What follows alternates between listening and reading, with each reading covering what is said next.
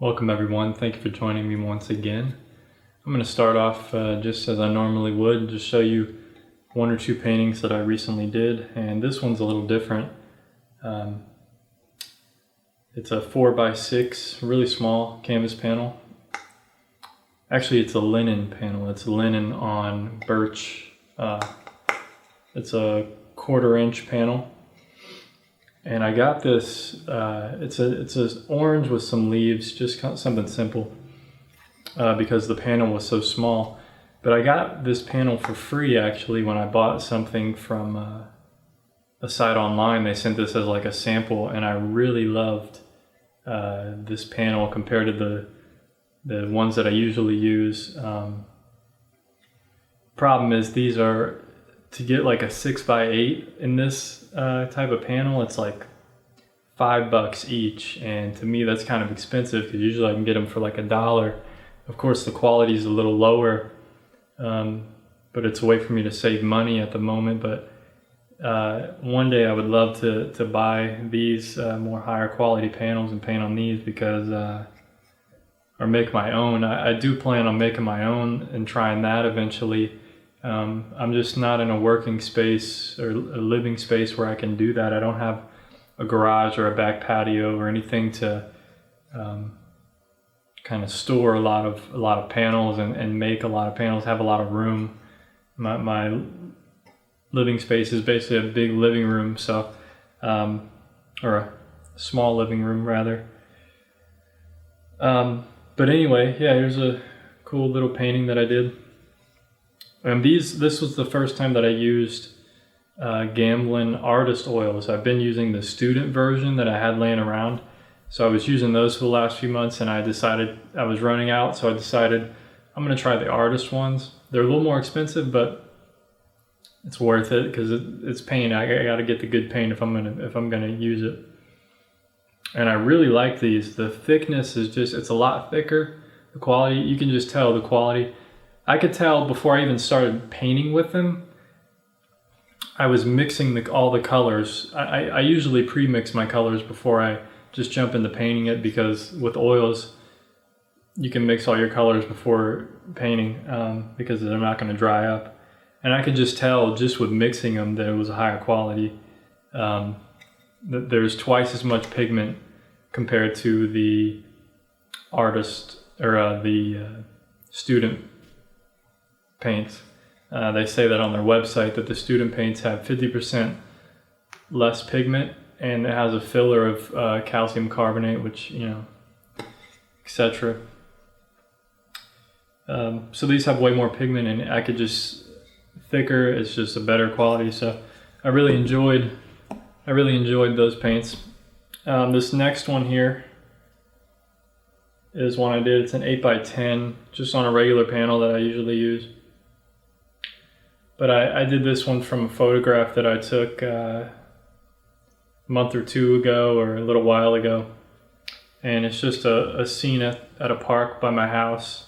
They kind of have a walking trail, so I went out there right during sunset and was just taking some photos. So I really enjoyed this one. It'd be cool to do this one a lot larger, so I can get a little more detailed and less,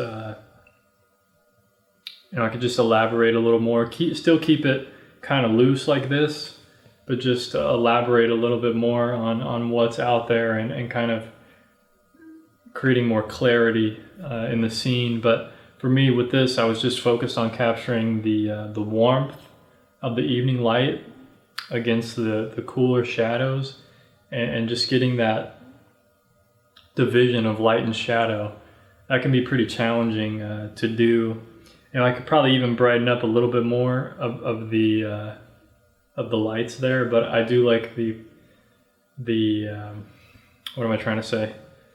The strength of the color, and the more white you add to lighten it up, the less strength the colors get. So, but in this scene, if I added more white a little bit in a few areas, just to give, now that it's kind of dried down, it's probably different when it's all wet. But anyway.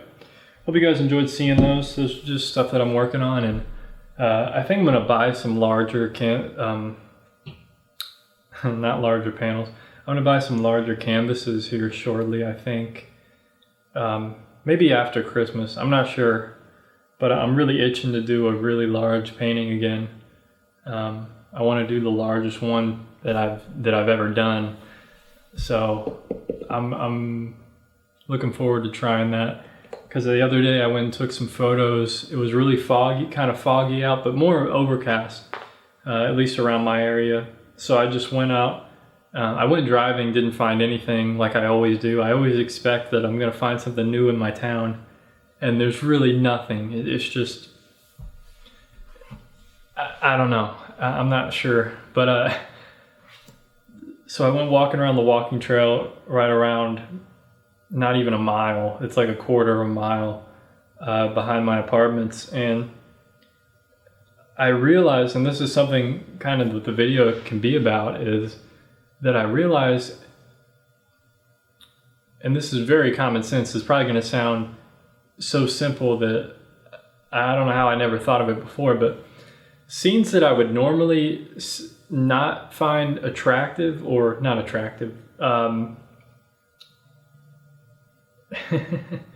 took photos the other day and I found subjects that I wouldn't normally find because there was a different light. It was overcast. And it allowed the trees and just the grass, everything to be lit up totally differently.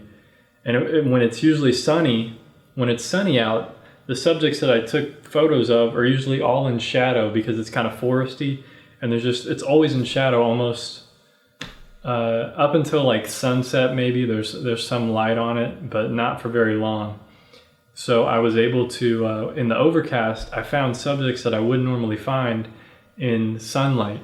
So I've kind of have a new appreciation for overcast and finding subjects for cloudy days.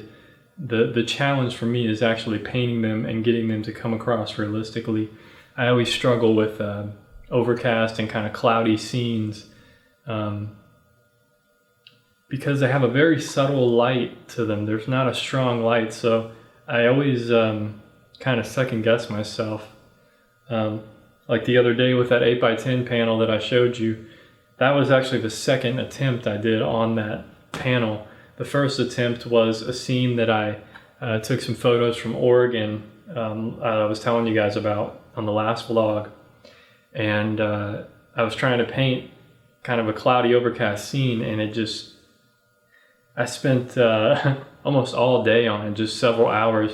I thought I was finished up, but then I would just take a break from it and then go back to it later with kind of a fresh perspective. And it just, every time I went back to it, like I did some work on it and went back to it, it just looked worse and worse. So I just decided to just wipe it down. And I would look through some photos because I was itching so bad to paint a landscape. So I found photos from that, and I remember I was going to paint that scene, so I ended up, that's what I did, and it came out great. So I really love that one. So I'm looking forward to doing some more landscapes here in the future. Hopefully next time we connect I can show you some newer ones, but we'll see what happens in the coming days. So that's it. It's just, I'm not really sure what else to say, but I just wanted to show you guys some more paintings, just connect with you a little bit, and kind of share with you something that I discovered that I never thought about, and I always thought things around me, around my walking path, I've ridden my bike so many times, I've walked it so many times, and every time I would try to find somewhere to paint, and it just wasn't inspiring to me. But it's 3 o'clock. As soon as a cloudy day came, and it's been cloudy for like a week, so I finally decided, I'm going to go out and find some cloudy subjects. I really just wanted some overcast subjects. So I went out and looked, and I found a whole bunch to paint. So it's definitely going to be a challenge to try to render those correctly and just get that light to come across, the real subtle, cooler light and the warmer, deeper, darker shadows of an overcast day. So anyway,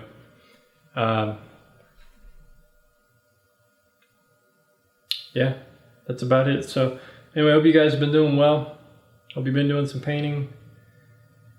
Also, I want to start adding some figures into my paintings. Luckily, when I was out the other day, there were some people walking their dog away from me, so I turned around and took some photos of them as they were walking down. So I do have a few different people in some of my photos, so maybe I can add some figures.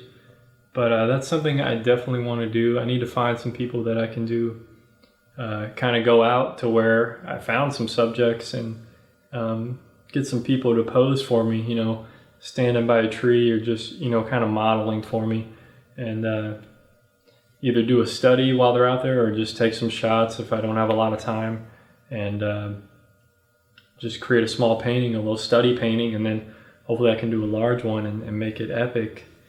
But I'm still trying to just find myself and find what my passion is. I mean, I know that painting is my main passion, but what kind of paintings do I want to create? I still don't really have a style to my paintings. I mean, I have, you know, over a body of work, I have a style, and kind of the warm oranges and blues and stuff that I use can be seen as like a style or just a kind of a brushwork, but I'm still really trying to work on that and refine that and figure out my own voice. That's kind of what it is. Figure out my own voice for my work and where I want to go with it, and you know, there's a lot of artists out there that you know them for something.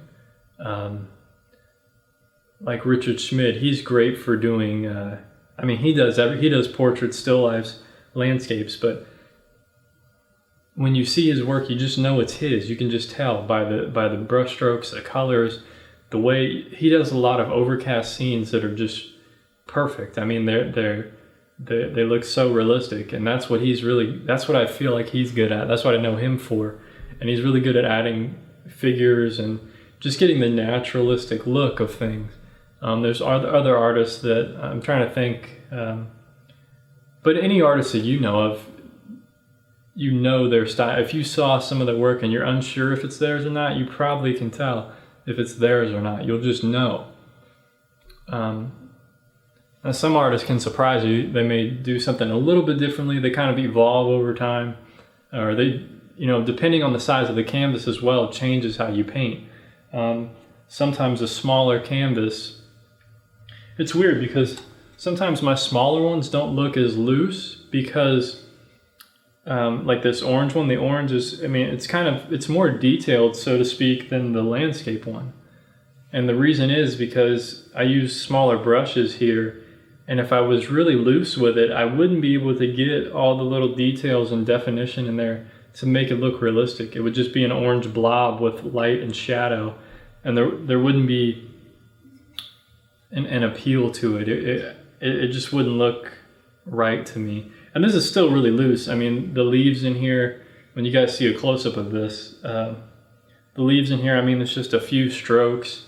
It's very simple. It's not a lot of detail. I could get way more detailed on this if I wanted to, but for me, it just kills the painterly aspect of it that makes it look like a painting.